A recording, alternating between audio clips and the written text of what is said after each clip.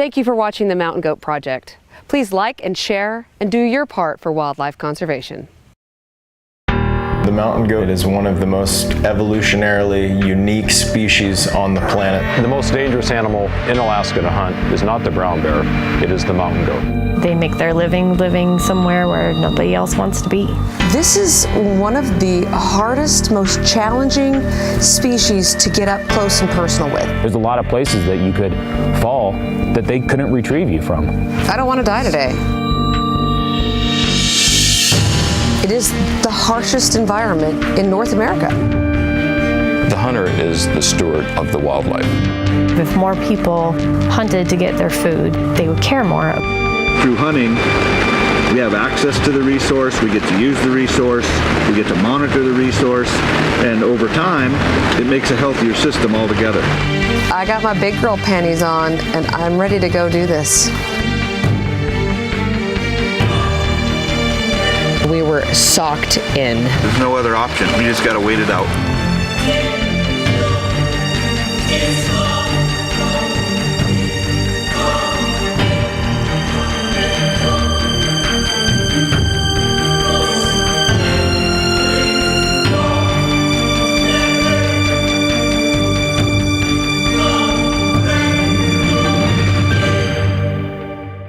Hunting is the most basic, primal, first beginnings of mankind. Before there were clothes, before there were utensils, before there was anything, there was hunting. It is what brings you back to your roots.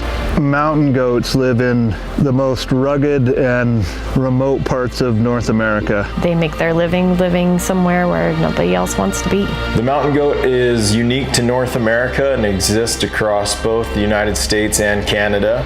There are roughly 100,000 mountain goats across the continent, and it's one of the most evolutionarily unique species on the planet today. A lot of historical native goat habitat populations are not doing well. A lot of those areas are surrounded in mystery. We don't know why. What we are faced with is trying to understand mountain goat management from the cumulative effects approach. As habitats are changing, what kind of impact does that have? Whether it has to do with global warming, increased presence of humans in their historical winter range. We have to try to think of things, how all of these different potential threats come together. I'm headed to one of the most beautiful places on Earth, but when I look around here, this is a close comparison and a fantastic place for me to train for an Alaskan goat hunt. Your fatigue on any kind of a hunt could mean your life. I want to see where they live. I want to watch them interact. I want to be a part of that environment. I want to push myself to the limits. I want to test my capabilities. I want to experience one of the greatest pursuits for one of the most dangerous hunts. Physical training, time on the rifle range, and researching the best mountain gear are paramount. In Cordova, she waits overnight for her charter to base camp. Did she sleep in her own bed last night? Yes, 2 nights. It's shaking everywhere, you silly. I hunt because I love the challenges I face, the people I meet, the wildlife I see. It's got nothing to do with the kill itself. I'm a little nervous, but I want to go there. I want to see if I have what it takes to get to where they live. And the majority of hunters in this world will never do this. The ride to the base camp was incredible. I'm seeing glaciers, and here I am looking out of this plane at this land, one of the most beautiful, purest, rawest places. There's so many rivers, and it's so green, and there's flowers. The terrain that mountain goats are in is unbelievable. You know, it's beautiful up there. I'm able to land on glaciers, mountaintops, to get way back in these areas where some of these goats have never been hunted before. And I know that I'm about to go off into this raw and pure and wild land, and I'm ready to go do this.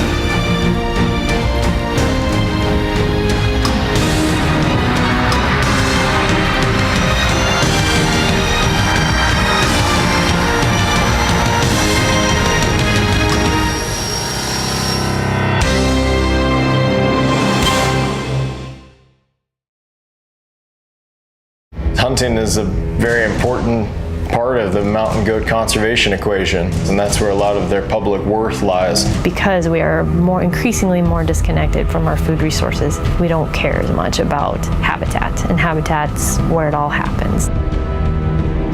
Probably what I think the biggest role that hunting provides is it gets people outside, gets them outdoors, gets them exploring, and then when they do that, then they care. I would say mountain goat hunting is extremely dangerous. 90% of the time, they're up in the cliffs. Bottom line is, I don't want to die today. Great shot. And if we try to get out with the ceiling as low as it is, blowing here at 40 miles an hour and 50 to 60 miles an hour on top of the mountain, that's dangerous. Mountain goats are probably one of the most dangerous animals in Alaska to hunt. There's more people killed hunting mountain goats than any other animal in Alaska. Besides man, the predators on mountain goats are the wolves, there's the brown bear, coyotes, wolverines. The wolves travel in packs, and once a pack locates a mountain goat herd, they can do a lot of damage. Weather here in the Sayou is very brutal for the mountain goat. And there's times where we have 30 feet of snow here in Cordova. Olivia's first full day in Alaska comes to a close. But the next morning only brings wind, rain, and low clouds. Sportsmen in North America are the #1 contributors to mountain goat conservation. I think that when people use a resource, they care more about its presence in the world. The money that I am paying for this hunt is going to go back into taking animal censuses and making sure that the populations are continuing to proliferate. I believe if more people hunted to get their food, regardless of where they live, they would care more. In my opinion, we need to hunt mountain goats because it's a renewable resource. I'm interested in, active management. And so through hunting, we have access to the resource, we get to use the resource, we get to monitor the resource, and over time, it makes a healthier system altogether. The key to it is understanding the dynamics and the numbers. We spend hours and hours counting goats in subunits, and we know exactly how many goats are in pretty much every area. Eliminate all of that, you don't even have any idea what's happening. Maybe 1,000,000 years ago that's the way it worked, but we're kind of involved in everything. Yeah, the human populations are not getting any smaller. Another day and the weather is finally clearing. Pilots are headed up to check the flight ceiling. Olivia readies her gear. Then she's off, destined for a far mountain valley and a landing strip high in the Alpine.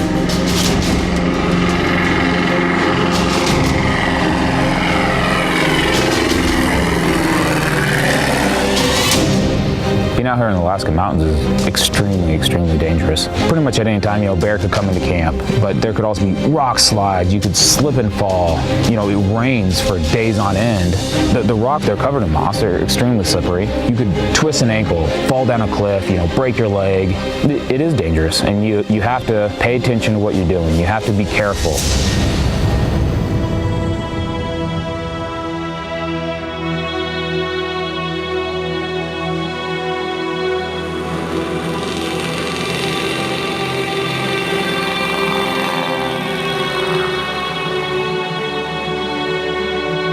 As the sound of the plane fades away, the grandeur of nature awaits. For the last 37 years, I have targeted trophy billies. I realized a long time ago, you just can't shoot a goat and expect the goats to be here every year. You don't want to shoot nannies because in the lifespan of a nanny, she might give birth to, 8 to 12 goats. You're up here and you lose all sense of what's happening around you. The news doesn't matter. The daily habits of people in cities and towns and doesn't matter.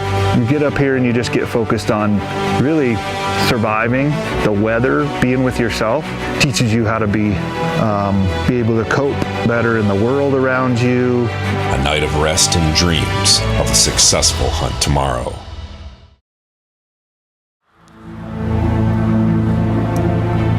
It's not about going killing animals. It's about the experience of being out in the mountains. You walk to a blueberry patch and eat a bunch of blueberries, which are absolutely amazing. Or seeing a site that you would honestly never know existed. Drinking some mountain spring water, which is better than anything I've ever had in the city. It makes you feel one with the world.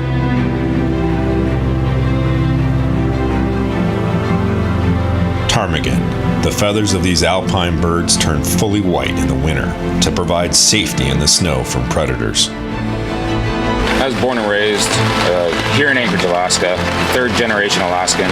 I did 4 years active duty in the Marine Corps. I did two tours in Iraq. I've experienced a lot, and I've been a lot of different places in Alaska. And this is a special place down here. Hunting mountain goat is not for the faint of heart. You can't train for extreme wind or rain piercing the side of your face. You can't train for slipping and falling and the emotional side of accepting defeat. You can't train for that. Their target, 2 billy goats feeding on the far ridge. You have to come in mentally prepared to endure one of the harshest environments on earth. It's so hard. 1,000 yards away, Jeremiah decides they need to climb higher and get above the goats.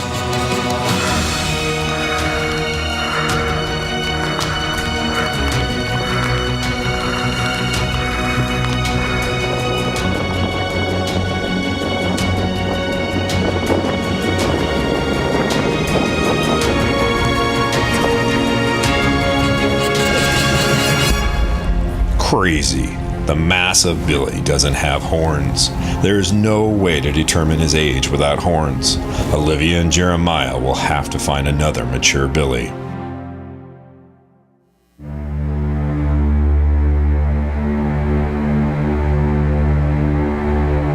Oh man, it was tough. That rain yesterday. The floor is saturated from my socks. Everything's wet and slick. What are you making there? This is a mountain mocha. How does it compare to a mocha you buy in the store? Way better. It looks a little powdery on top. Oh, those are the mountains. You know, hence the name Mountain Mocha.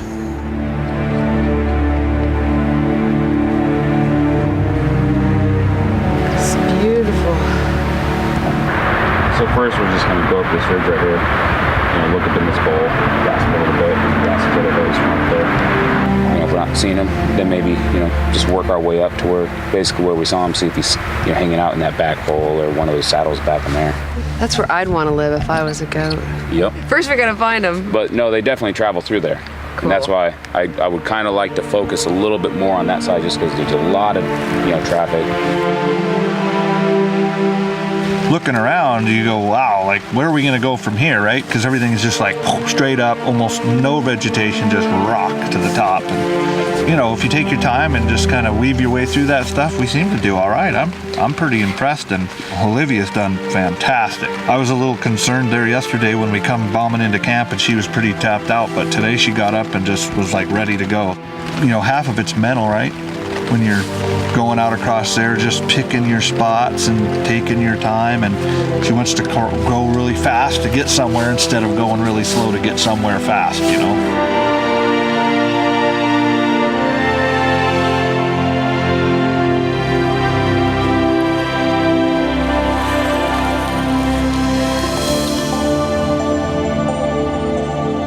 There's goats here, but we see them from like 18,000 miles away. It's 1,800 yards actually is what we saw that goat at today. And he has potential, but it would require about 3 hours of hikes. Yikes. And it looks like it's simple because there's just these hills, but it's not that simple. Goat hunting in Alaska, I'd rather be charged by elephants. The wind started blowing pretty hard with a little bit of rain. The wind started blowing harder with a little bit more rain. And then it just started downpouring for, all night. So it's probably been raining, I'd say, 12 hours now, straight, hard downpour. Well, the ground up here is so saturated already, it can maybe soak up about 1 inch of rain. And after that, you just get all this freestanding water. There's nowhere for it to go. You really gotta love torture and no, you just gotta love the outdoors. I mean, is it shitty on days like this? Yeah, it is. But it's still, when it's all said and done, you went through it, you're a better person for it, and you got a new appreciation for it. If it keeps raining like this, we might actually have to move some of the tents around. Tonight, go back in the tent, and there'll be a puddle up in there underneath your sleeping bag. That really won't be very comfortable. About 30 hours of straight rain, fog, and wind. And now we're just waiting for the fog to clear. It's dry shampoo. That's the dry shampoo? It's the UK's #1 dry shampoo. I'm sure Batiste had no idea to be used in a mountain goat camp in Alaska. Finally, the weather is starting to break after 42 hours straight of rain and wind. Mountain goats are out, but groups of nannies with kids. No mature billies are to be found. A decision is made. The crew needs to move. Olivia and Jeremiah will be picked up and ferried to another mountain. Flying in the Super Cub airplane through these magnificent mountains, Olivia can almost reach out and touch them.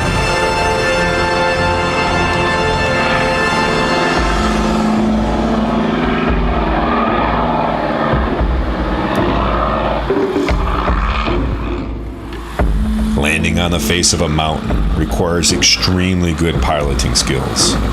One slip up, and you're dead.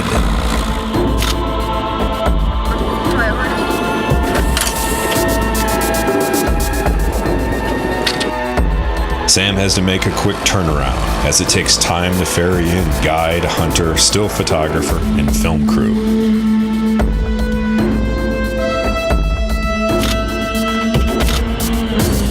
Think of that landing, huh? Hey, man. Well, it's a little creepy when you're coming in awful hot and the hill's right in front of your face. A little nervous there for a second when we got Felt like things was gonna flip over. This mushy water. Felt like the wing was gonna hit the ground. It's like bouncing around like that.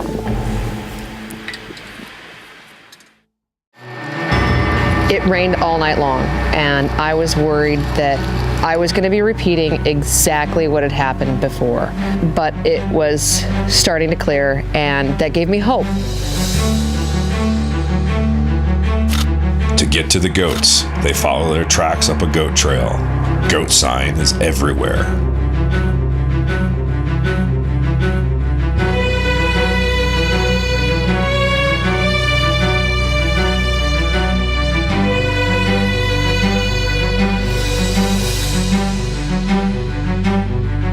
Jeremiah saw 2 goats, one lower and one higher.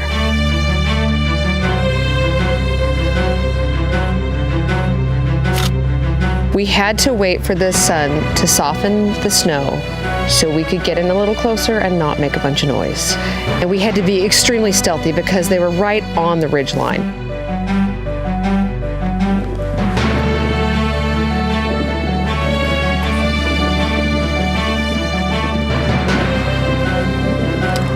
And Jeremiah was confident that there were other goats in the area as well. So we decided to just sit, relax, let the atmosphere calm down.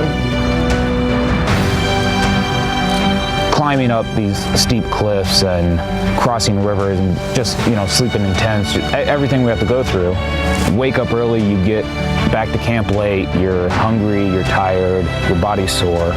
You connect in a way you don't connect with people nowadays. I love helping other people push themselves to the limit. The client always comes up to me and says, thank you so much, whether we get an animal or not, just for the pure experience. And they've done things that they never would have dreamed that their body could physically do. That they leave here with a new appreciation of the mountains and of Alaska.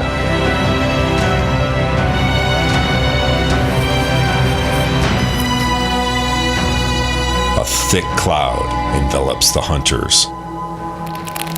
So we're completely in this cloud, and it's not just a cloud, it is the foggiest, thickest cloud.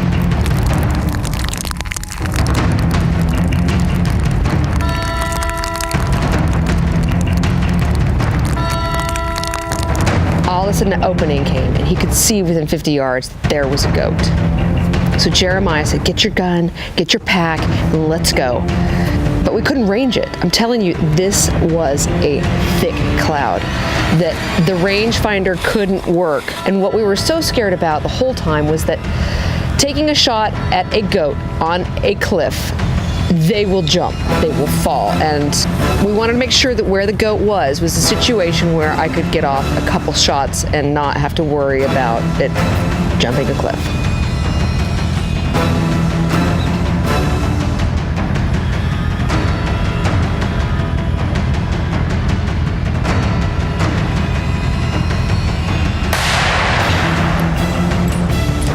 Boom! Reload! Boom! My first shot spined him. Second shot blew out the shoulder, double long, great.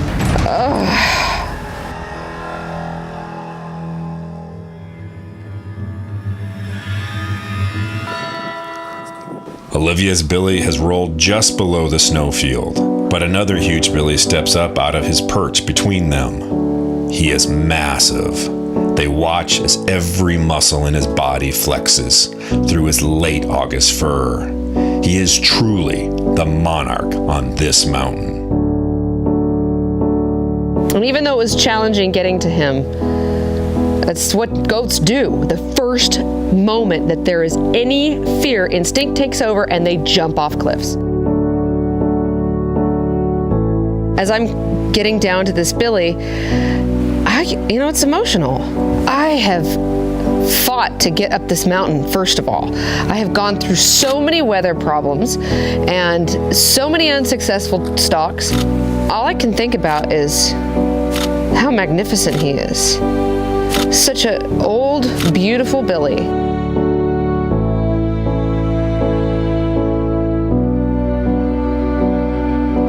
For me, it was important to pack him out. Jeremiah, he packed out the meat, which I can't wait to taste. I was scared. I was really scared. We had crampons on. That pack is more than half my body weight. And if I slipped and fell, I knew I was dead. But this was the final task of being a responsible, ethical hunter, was to bring that animal down that mountain. As luck would have it, Sam is flying and checking on hunters. He picks up Olivia and her mountain monarch and flies them back to base camp.